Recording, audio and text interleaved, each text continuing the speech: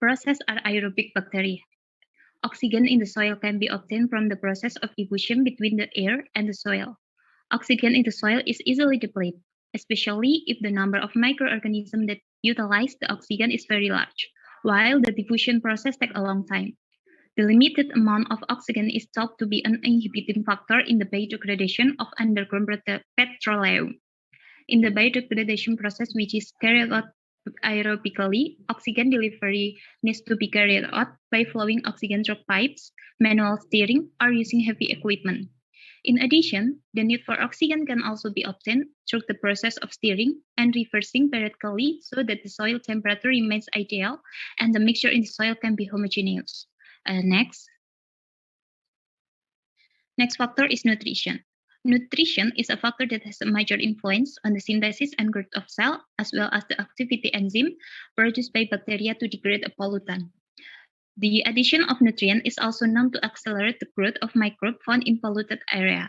The composition of microbial cell in general consists of carbon, nitrogen, phosphor, potassium, sulfur, iron, calcium, magnesium, and chloride. These elements are in different molecules and are naturally distributed to all types of life in ecosystem.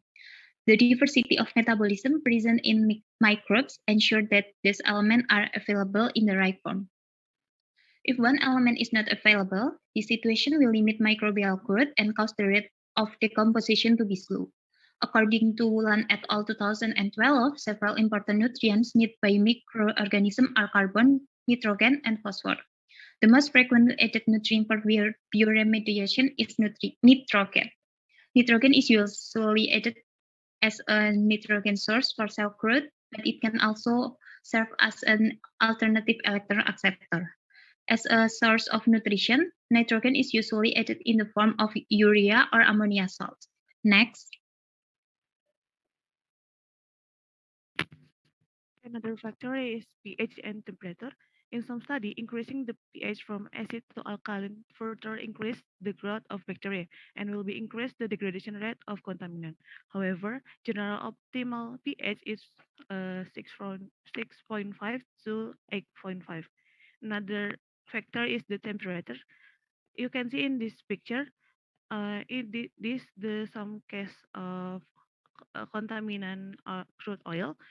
In this picture, the higher the temperature, the higher the rate of degradation of oil spill by bacteria in both cold and warm region.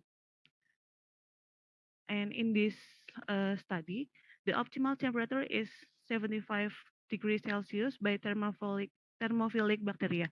However, degradation rate not only depend on the temperature, but also concentration of the crude oil and the salinity. Increasing the temperature increase the accelerate of the growth bacteria that result in increasing the degradation process of contaminants.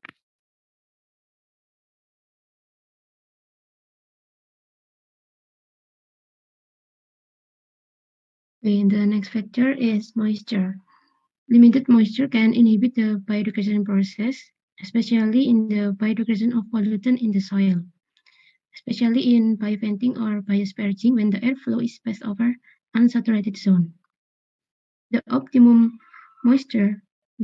or ideal soil moisture for the growth of microorganism is 12 until 30%, and the optimum water content for the growth microorganism is around 50 until 77% of the field capacity of the soil. In this figure 2, we can see that this is bioventing system that involve aerobic biodegradation by indigenous microorganism. In this bioventing is in situ bioremediation that injecting gaseous nutrients such as air, oxygen, or methane through the unsaturated zone or further zone of contaminated soil to enhance biodegradation or bioremediation rates. In the soil, if too high moisture can reduce the air permeability of the soil and decrease its oxygen transfer, so microorganisms do not get their oxygen to perform biodegradation. Moreover, too low moisture can also inhibit microbial activity because dry condition cause drying of the protoplasm and eventually the metabolic process can also stop. Next.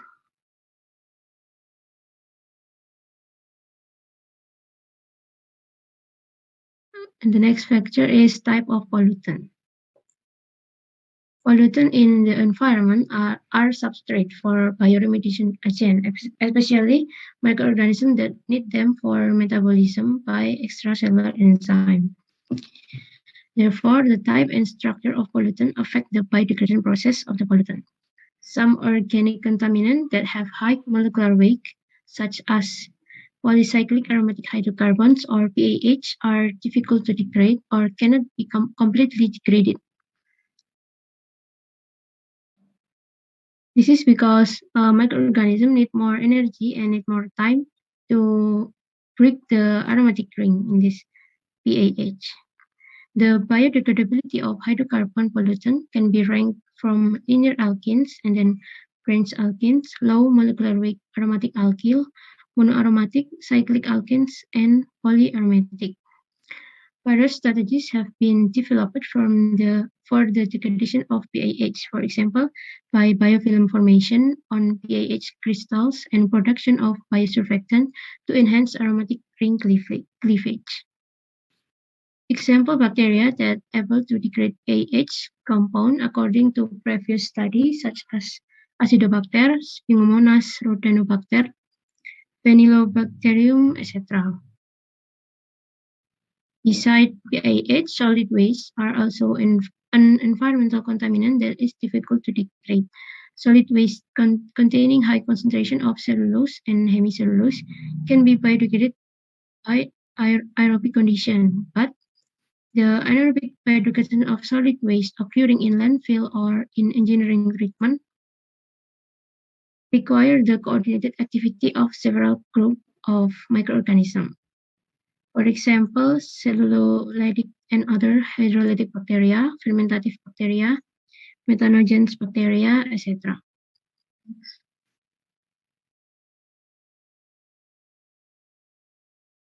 Okay, now I will explain about contaminant availability factor.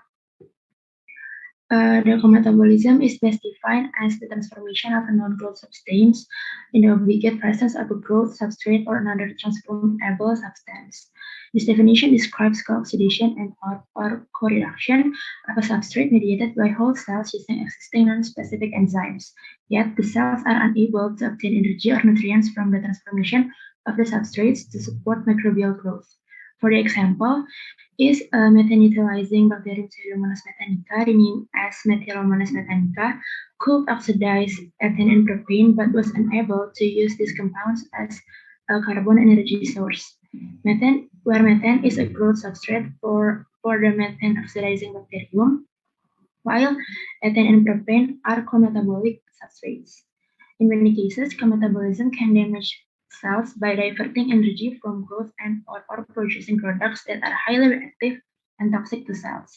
For example, many aerobic biodegradation processes are initiated by oxygenases in reactions using the reducing equivalent in the form of nicotinamide adenine dinucleotide or NADPH. This initial investment in NADPH is then recovered in the reaction following monoxygenation of the growth substrate. However, in cometabolic monoxygenation reactions, the reducing equivalent, which is the NADPH, is not replenished if the reaction products are not further metabolized. Oxygenasis itself play a key role in the aerobic metabolism of the CT, resulting in short-lived products that can inactivate enzymes and become incorporated into various cellular macromolecules.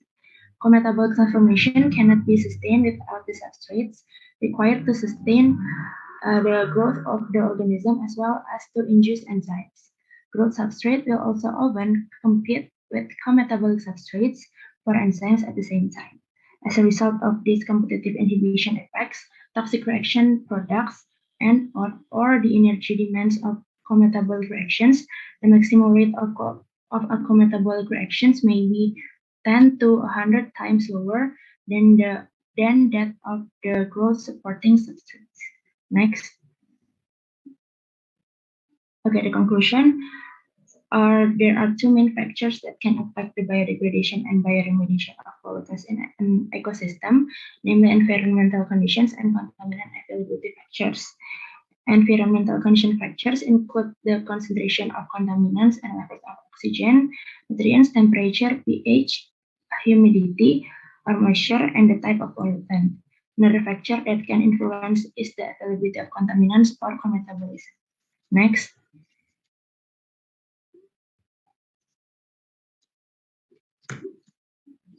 Okay, there's some reference that we'll use, and thank you for the attention. We'll give back to Mr. Suarjono. Baik, terima kasih. Jadi presentasinya sudah baik dan materinya juga sudah baik. Silakan untuk sesi pertama 3 penanya.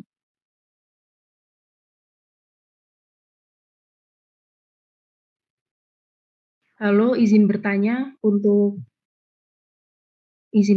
saya Sintiako Linggadewi. Pada presentasi dan juga pada makalah dijelaskan bahwa bakteri yang umumnya digunakan dalam proses biodegradasi hidrokarbon itu adalah bakteri aerob. Mohon maaf apabila apakah suara saya terdengar? Jelas, Mbak. Ya, bakteri yang umumnya digunakan dalam proses biodegradasi hidrokarbon itu kan bakteri aerob. Dan saya juga membaca literatur bahwa selama proses biodegradasi sebagian besar itu berlangsung secara aerob dan karena ditunjukkan terbentuknya gas karbon dioksida karena dalam pemecahan minyak bumi diperlukan oksigen untuk memproduksi enzim oksigenase yang akhirnya menghasilkan gas CO2. Lalu apabila terjadi keterbatasan jumlah oksigen ini diperkirakan dapat menjadi faktor penghambat biodegradasi minyak bumi di bawah tanah. Yang ingin saya tanyakan, apakah bisa terjadi proses alamiah tanpa adanya induksi manusia seperti adanya pemberian oksigen, kemudian pengaliran oksigen melalui pipa-pipa itu kan induksi melalui manusia. Apakah bisa terjadi proses anaerob oleh bakteri itu sendiri untuk mendegradasi hidrokarbon yang terkandung oleh minyak bumi di bawah tanah? Seperti itu secara alamiah maksudnya. Terima kasih. Baik, silakan yang kedua. Izin bertanya. Ya, perkenalkan nama saya Rahili Nadhiroh. Sebelumnya ingin mengapresiasi ke kelompok ini karena sudah melakukan presentasi dengan baik. Ya, saya izin bertanya, mengapa pada degradasi limbah padat di tempat pembuangan akhir itu dilakukan dalam kondisi anaerobik? Nah, di situ apakah terdapat kelebihan atau ada alasan tertentu? Yaitu pertanyaan saya, terima kasih. Baik, yang ketiga silakan.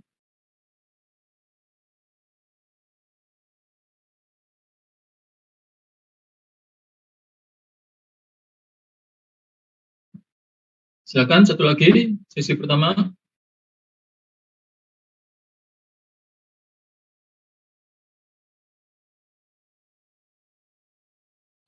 Sudah ada, silakan dijawab dulu.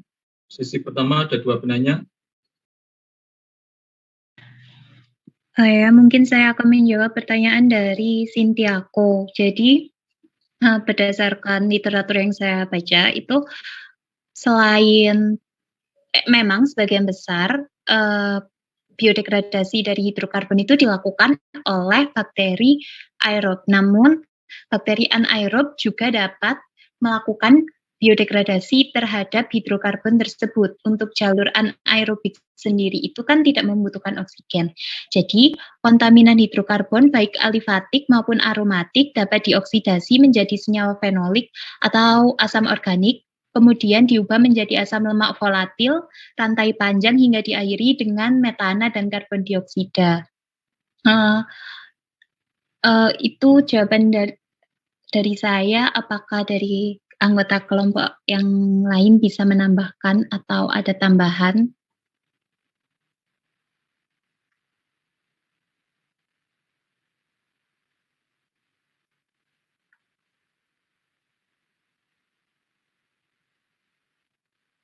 Anggota kelompok penyaji silakan melengkapi.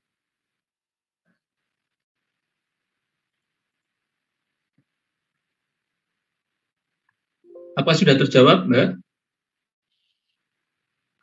Baik, saya izin feedback. Jadi parameter keberhasilan dari suatu metabolisme bakteri dalam mendegradasi hidrokarbon yang terkandung dalam minyak bumi oleh bakteri anaerob itu berarti terbentuknya gas metana dan karbon dioksida. Lalu bagaimana dengan parameter keberhasilan bakteri aerob sendiri seperti itu?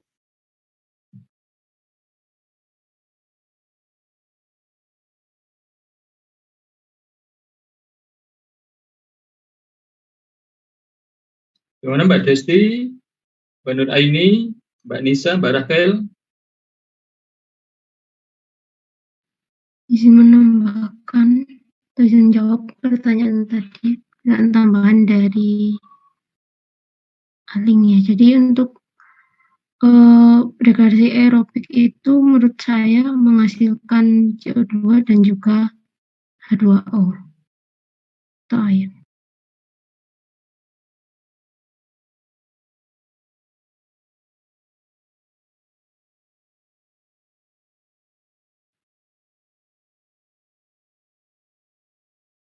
Mana Mbak Sintiako? Sudah terjawab? Sudah Ya, jelas? baik Pak, sudah terjawab. Terima kasih. Baik, untuk pertanyaan Mbak Rahilin. Ya, saya izin menjawab pertanyaan dari Rahilin. Ya, jadi untuk degradasi anaerobik pada tempat pembuangan akhir itu kenapa dilakukan secara anaerobik begitu ya? Kan limbah padat di tempat pembuangan akhir itu biasanya terjadi penumpukan. Nah, hal tersebut untuk biodegradasinya sendiri terdapat beberapa fase.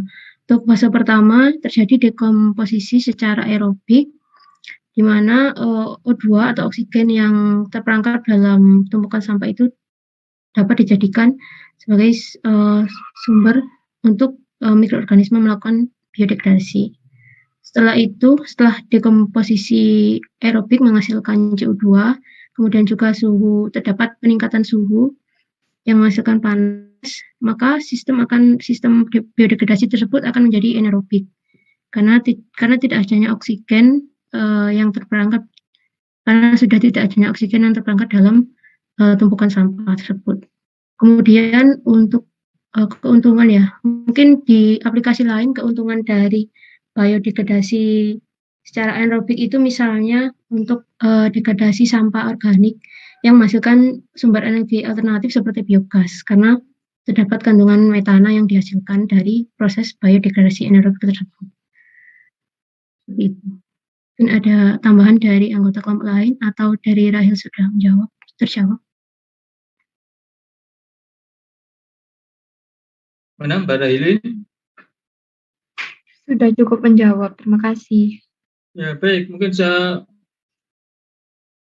menambahkan dari dua pertanyaan tadi dari Mbak Sintiako dan Mbak Rahilin. Yang dari Mbak Sintiako, sebenarnya proses biodegradasi maupun bioremediasi bisa terjadi tanpa campur tangan manusia. Dan misalnya di perairan atau di tanah, itu kan ada proses namanya bioatenuasi. Jadi proses bioremediasi atau biodegradasi suatu polutan yang di ekosistem itu bisa terjadi secara alami tanpa campur tangan manusia, seperti saya katakan tadi. Kenapa? Karena di dalam ekosistem tersebut itu ada komponen-komponen biotik. Komponen-komponen biotik tersebut misalnya ada tanaman, ada mikrobia dan sebagainya, ada tanaman atau mikrobia tertentu yang dia itu toleran dan bahkan bisa melakukan degradasi dari suatu senyawa pencemar, asalkan tingkat pencemaran tersebut masih di bawah daya dukung atau kemampuan dari komponen biotik tadi dalam mendegradasi pencemar tersebut.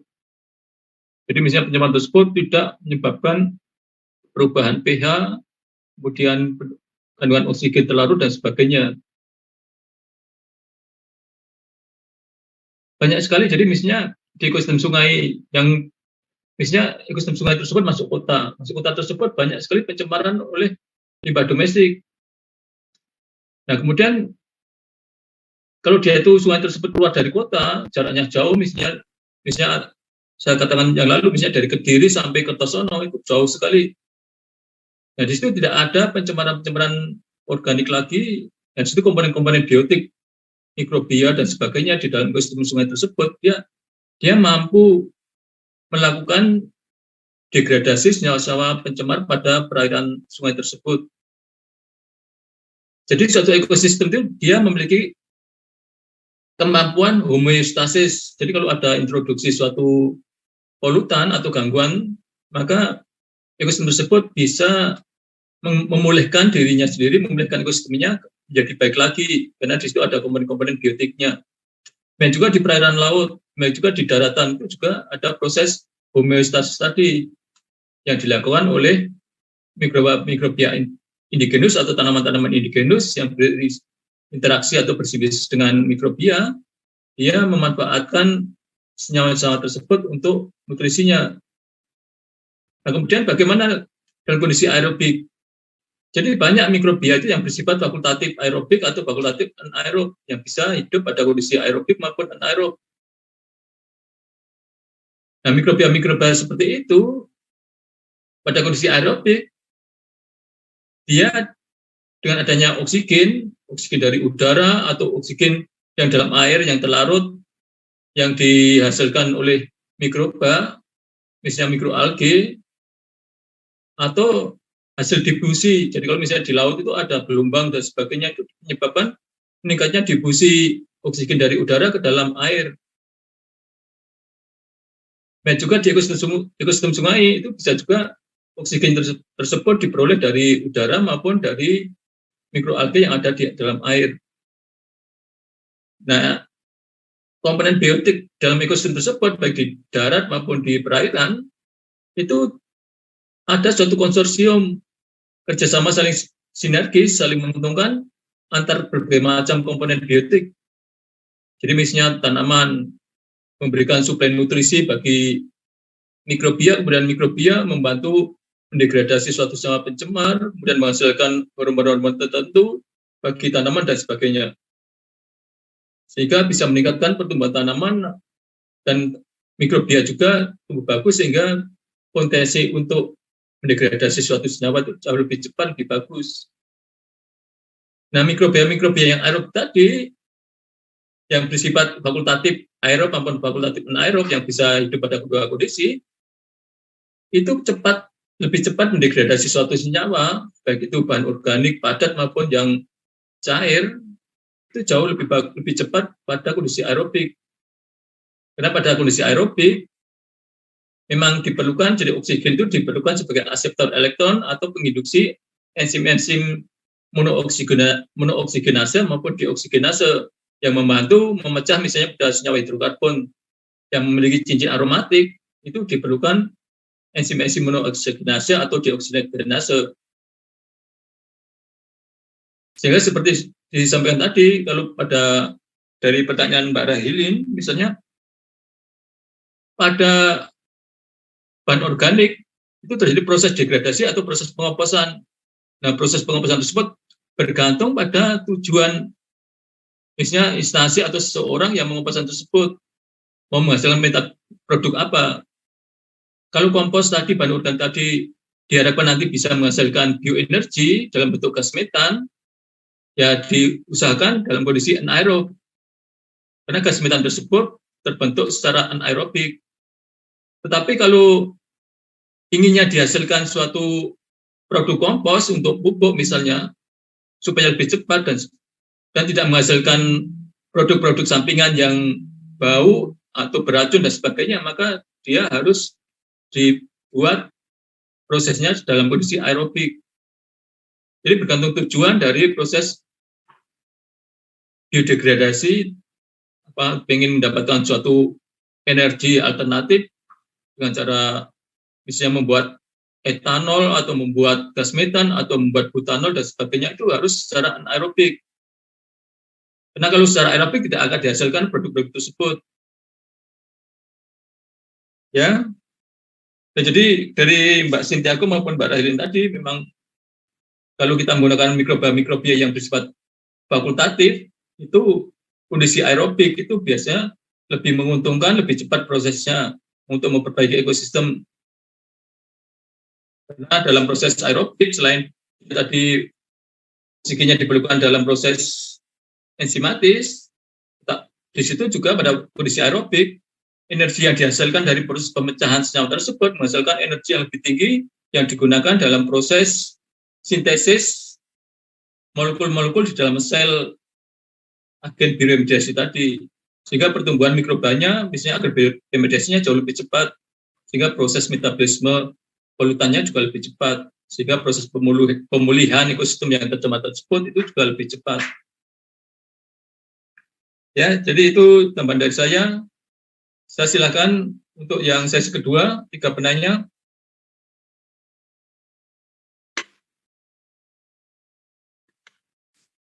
Mas Afif.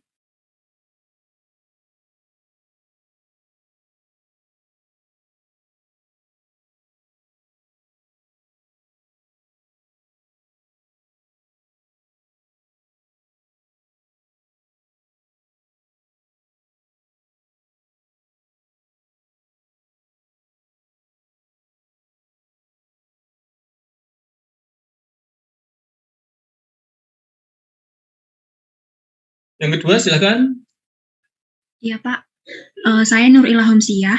Sebelumnya terima kasih kepada kelompok presenter yang sudah menjelaskan materi dengan baik. Saya mau bertanya, tadi dijelaskan bahwa jaringan tanaman ini kan disusun dengan kandungan selulosa dan hemilulosa. Sehingga apakah fitoremediasi juga dapat digunakan untuk remediasi dari limbah padat? Terima kasih.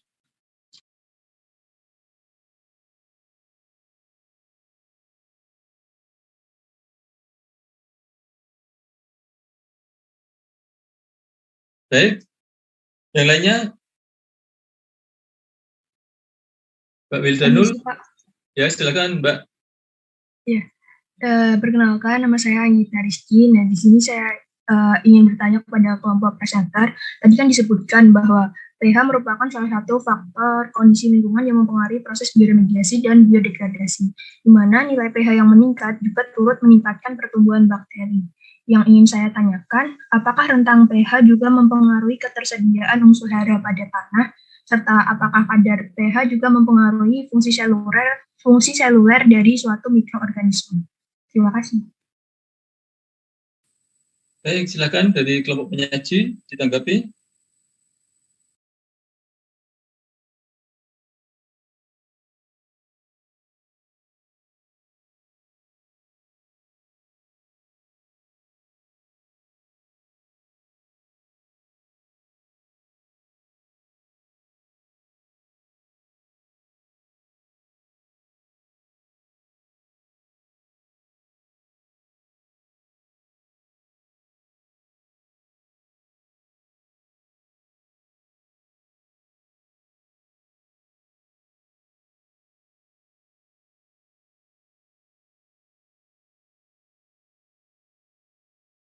Ada beberapa bakteri yang mampu untuk mendegradasi pada suhu asam, namun untuk lajunya sendiri akan lebih lambat, bisa 2 kali lebih lambat dibandingkan jika menggunakan atau dalam kondisi pH tanah itu yang lebih basah seperti itu. Mungkin dari Saudara Afif, apakah ada tambahan atau feedback?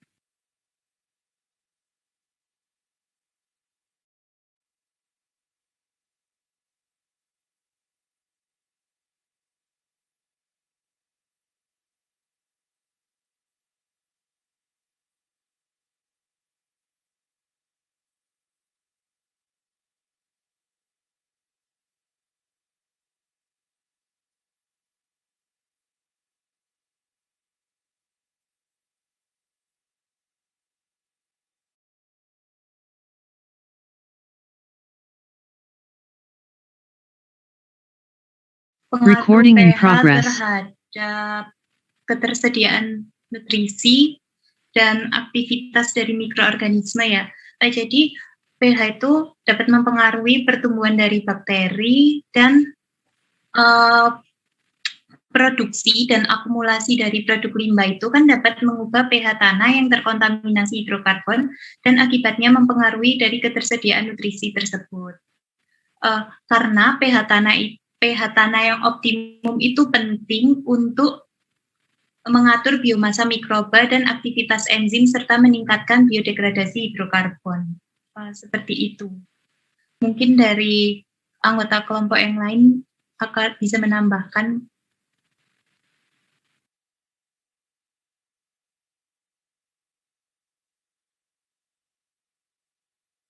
Gimana Mbak Anggita? Sudah terjawab? Saya ingin feedback sedikit, Pak. Tadi disebutkan pada kadar pH tinggi atau rendah atau bagaimana ketersediaan unsur hara itu yang paling maksimal. Ini saya tanya. Ya, seperti yang tadi. Jadi nih saja dulu nggak apa-apa. Saya izin menjawab. Tadi yang lebih ditanyakan pada pH mana yang lebih optimum ya seperti itu ya. Jadi untuk pH yang lebih optimum itu memang cenderung pada pH yang basah itu sekitar 6,5 sampai 8,5. Karena dari situ nanti akan membantu proses dari metabolisme ataupun pendegradasian bakteri untuk mengubah berbagai macam komponen polutan itu dalamnya menjadi komponen misalnya organik lainnya yang dapat digunakan oleh mungkin mikroba ataupun biotik lainnya seperti itu. Mungkin dari Desti ada tambahan? Ya, tadi kan saya sepertinya belum menjawab yang pengaruh pH terhadap pertumbuhan mikroorganisme. Jadi ketika pH menurun atau meningkat, itu tuh dapat sifat gugus asam aminonya itu dapat berubah sehingga menyebabkan bakteri itu tidak dapat tumbuh optimal dan akan mempengaruhi produk metabolisme yang dihasilkan seperti itu.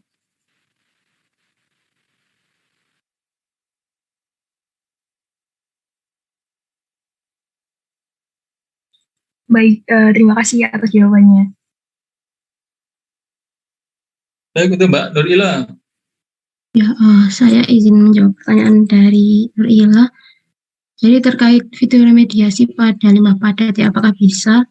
Berdasarkan literatur yang telah saya baca, sebenarnya untuk fitoremediasi limbah padat itu bisa, namun secara tidak langsung. Misalnya untuk di daerah yang yang banyak kontaminasi limbah padat itu dapat ditanam semacam rerumputan ataupun pohon-pohon tertentu yang dapat meningkatkan ketersediaan hara dan juga mensekresikan hasil-hasil dari tanaman tersebut, misalnya asam organik atau enzim yang lainnya.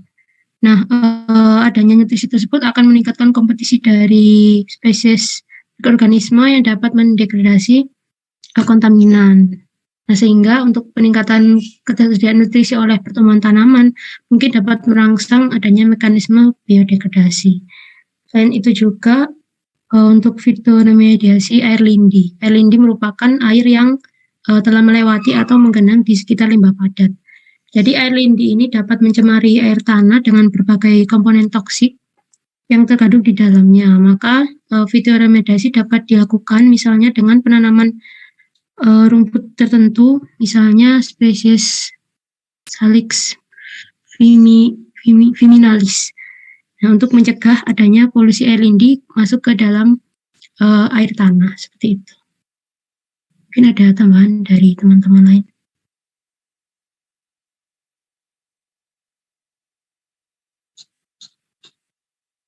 Mana Mbak Rakel? Mbak Rakel belum pernah menjawab. Dari 3 pertanyaan tadi, mungkin ada jawaban atau pendapat dari Mbak Rakel? Belum, Pak. Saya belum bisa menambahkan.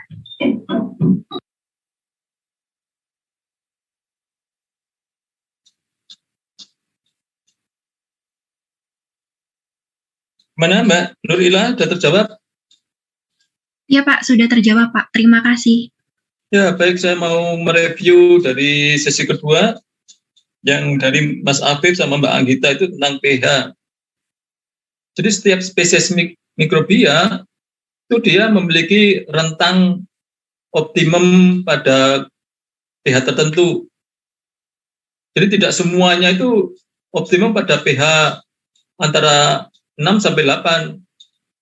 Tapi ada juga yang dia itu optimum pada pH rendah atau optimum pada pH basa, jadi pH asam atau pH basa. Yang pH asam itu misalnya di hutan-hutan gambut di Indonesia misalnya. Jadi misalnya di Sumatera, di Kalimantan, itu hutan gambut tersebut tanahnya, airnya itu pH-nya rendah sekitar 3. Jadi di situ bakteri-bakteri atau jamur pendegradasi bahan-bahan organik di situ, dia optimum sistem enzimnya bekerja pada pH sekitar 3-4 itu. Sedangkan pada kondisi yang basah, jadi misalnya di kawah-kawah gunung yang basah atau misalnya di lautan yang ada garamnya tinggi kemudian juga bersifat basah, maka di situ mikrobanya juga sistem enzimnya bekerja optimum pada pH basah. Ya, jadi kondisi optimum pada parameter pH atau pada suhu dan sebagainya itu bergantung pada spesies mikrobianya. Nah, biasanya pada kondisi-kondisi in situ yang tercemar tadi, itu biasanya pH-nya asam. Kita bisa mengisolasi bakteri-bakteri atau jamur-jamur yang dia itu sudah toleran, sudah teradaptasi, dan kondisi optimum pertumbuhannya, sistem enzimnya bekerja optimum itu pada pH asam tadi. Makanya kita kenal namanya mikroba atau organisme indigenus itu yang sudah teradaptasi dengan kondisi lingkungan tersebut.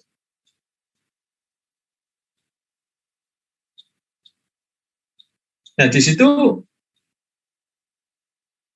kalau suatu organisme itu misalnya kondisi optimumnya pada pH 6, kemudian kita masukkan pada pH 2 atau misalnya pada pH 9, maka jelas di situ akan memengaruhi, akan menghambat aktivitas enzimnya, aktivitas metabolismenya.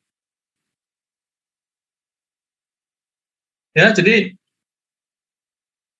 karena aktivitas enzimnya itu dihambat oleh pH, maka jelas otomatis fungsi selulernya akan terhambat juga. Metabolisme terhambat, pertumbuhannya akan terhambat, sehingga proses mendegradasi atau meremediasi ekosistem tersebut juga akan terhambat. Makanya dalam kondisi-kondisi yang alami dengan proses bioatenuasi itu biasanya lambat.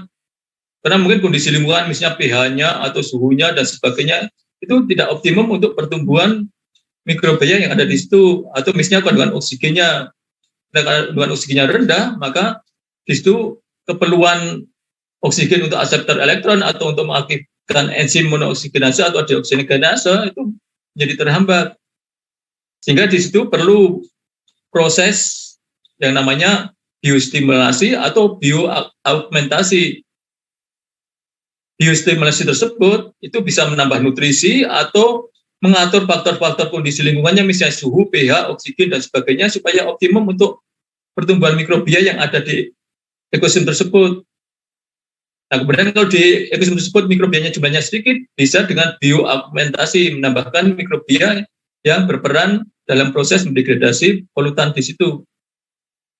Kan ada juga model bioremediasi, ada bioatenuasi, ada biostimulasi, dan bioaugmentasi. Kalau bioatenuasinya tersebut tuh yang secara alami yang ditanyakan tadi, yang pertama Mbak Setiako, itu lambat, bisa berbulan-bulan atau bertahun-tahun. Nah, itu di situ bisa dibiostimulasi dengan cara misalnya sumber nutrisi yang lainnya tercukupi atau enggak.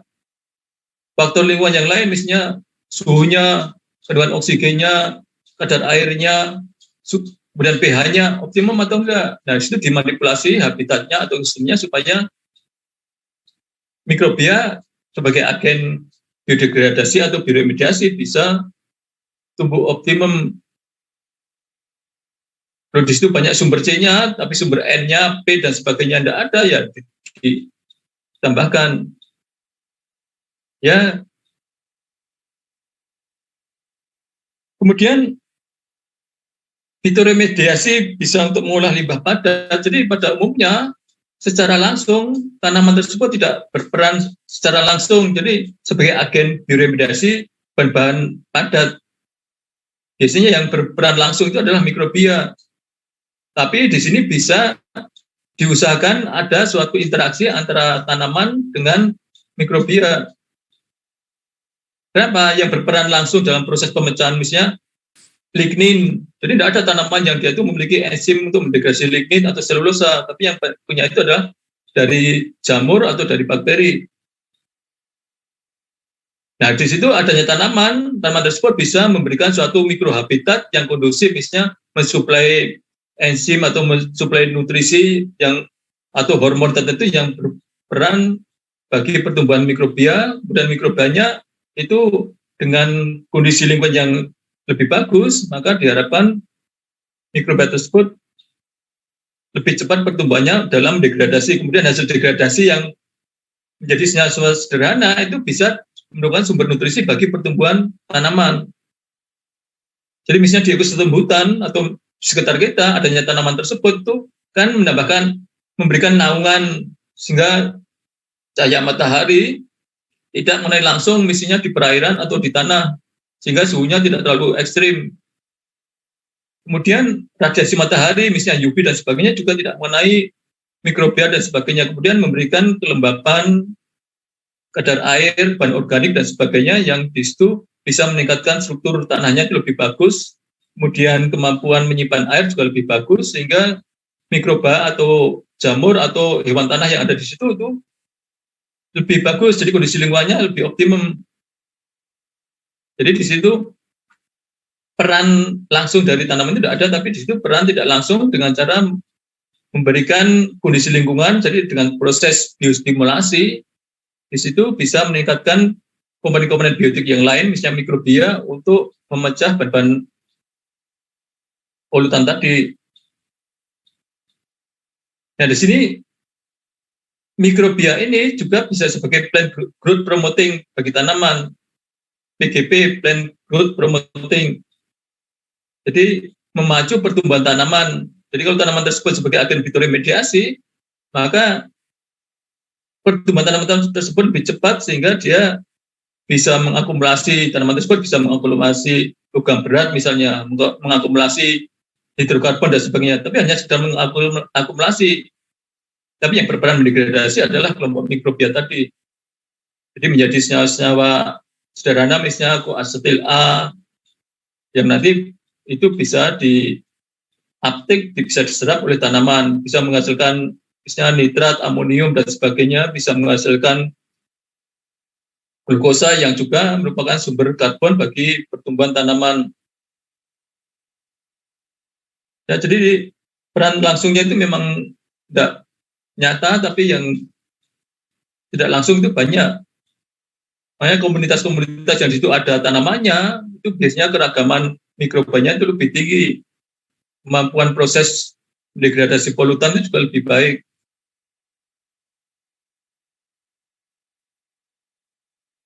Ya baik, satu sesi lagi silakan. Ada pertanyaan?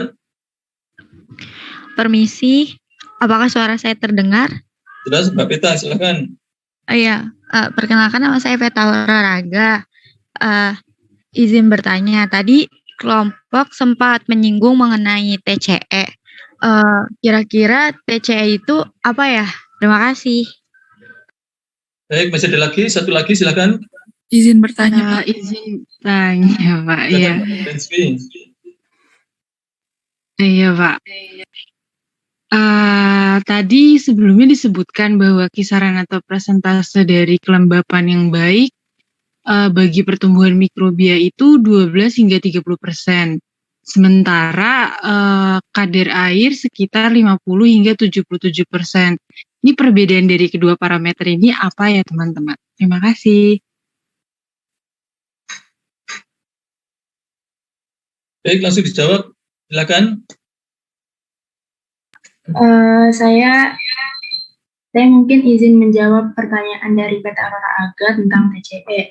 Jadi setahu saya TCE itu tuh co-metabolic substrates, dia tuh merupakan kependekan dari tetrafluoroethan, yang merupakan etana yang sangat terklorinasi, yang bisa mengkontaminasi lingkungan anaerobik. Itu sih setahu saya tentang TCE. Apakah ada feedback dari Aga? Oh ya, baik. Terima kasih. Sama-sama. Silakan berikutnya.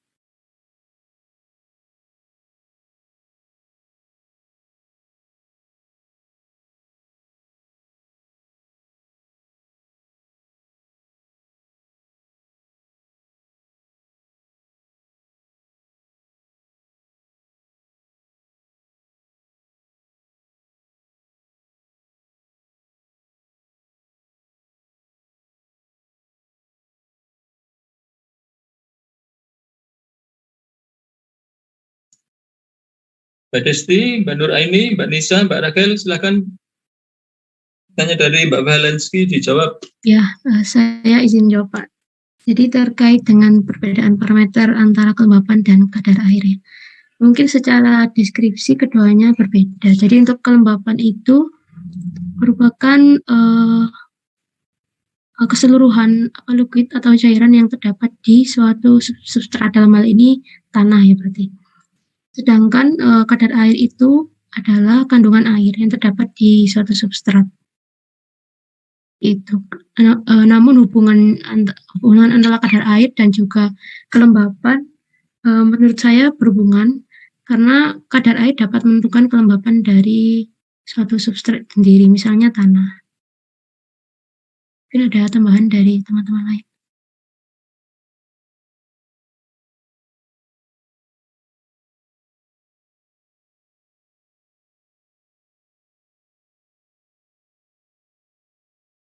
Mana Mbak Valensky?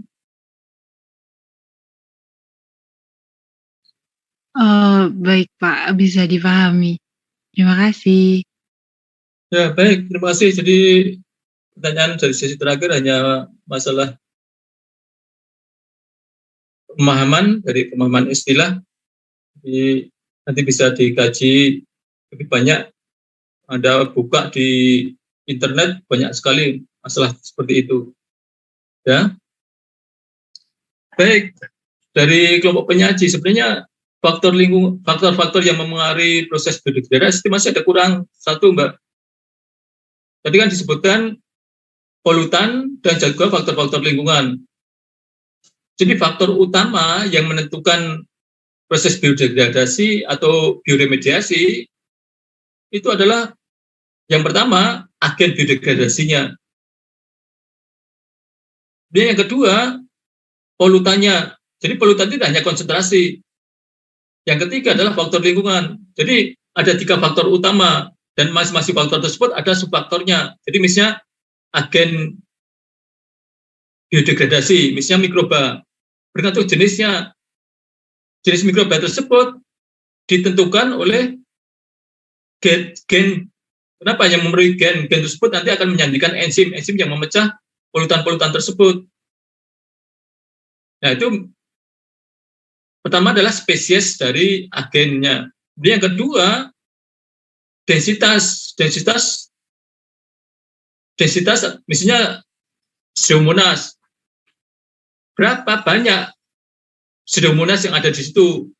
Jumlah individunya per gram tanah misalnya atau per mililiter air itu berapa? Banyak atau tidak? Kemudian komposisi spesies dalam satu komunitas ada berapa banyak? Kalau misalnya mikroba tersebut hanya satu spesies kemudian tidak bisa mendegradasi sempurna, nanti hasil biodegradasinya mungkin lebih toksik, tidak memperbaiki kondisi lingkungannya. Jadi diperlukan konsorsium. Jadi struktur komunitas dari mikroba yang mampu mendegradasi tersebut itu bagus. Itu adalah faktor pertama dari agen biodegradasi, itu adalah mikroba tersebut bergantung pada spesiesnya, densitasnya, dan juga struktur komunitasnya. Nah, struktur komunitas tersebut diharapkan saling bersinergi. Jadi hubungan antar spesies tersebut bersifat sinergis, bukan antagonis. Ya, itu. Kemudian faktor polutannya. Jadi polutan juga sama seperti agen biodegradasinya tergantung pada jenis polutannya. Jadi jenis polutannya apa? Senyawa sederhana, misalnya senyawa organik atau anorganik, struktur kimianya, berat molekulnya. Jadi misalnya ada cincin aromatik atau tidak, berapa panjang rantai alkil, gugus-gugus penyusun nanti tadi misalnya ada aromatik atau bukan, kemudian cabang-cabangnya, gugus-gugusnya banyak atau tidak. Semakin kompleks gugusnya itu semakin sulit terdegradasi. Kemudian konsentrasinya tadi, semakin tinggi konsentrasinya, semakin sulit terdegradasi. Kemudian intensitas pencemarannya tersebut, apa hanya pencemaran sekali, karena ada kejadian misalnya bencana alam atau kebocoran dan sebagainya, atau terus-menerus terjadi pencemaran, misalnya suatu ekosistem perairan, semua rumah setiap hari menghasilkan pencemaran, dimasukkan ke ekosistem sungai. Jadi hal-hal seperti itu yang mempengaruhi dari jenis polutannya. Kemudian yang ketiga, faktor-faktor lingkungan tadi. Jadi faktor lingkungan itu ada banyak, misalnya seperti pH, suhu, oksigen terlarut, dan sebagainya, seperti yang dijelaskan tadi. Jadi kalau menjawab pertanyaan seperti tadi, faktor-faktor yang menentukan itu ada 3, kemudian masing-masing faktor tadi misalnya suruh disebutkan berapa, itu disebutkan, dijelaskan. Ya Mbak, jadi dari kelompok tadi masih ada yang belum disampaikan.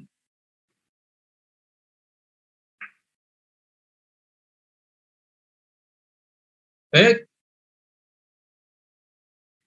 Masih ada pertanyaan, satu pertanyaan mungkin bisa disampaikan ke saya, baik dari kelompok penyaji maupun dari mahasiswa yang lain.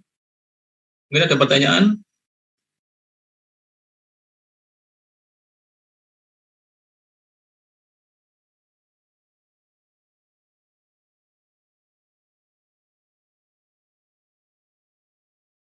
Ya, baik. Saya kira kalau tidak ada pertanyaan, saya anggap Anda semuanya sudah paham dengan topik hari ini, karena sudah setiap kali sesi sudah saya review, sudah saya berikan tambahan pemahamannya.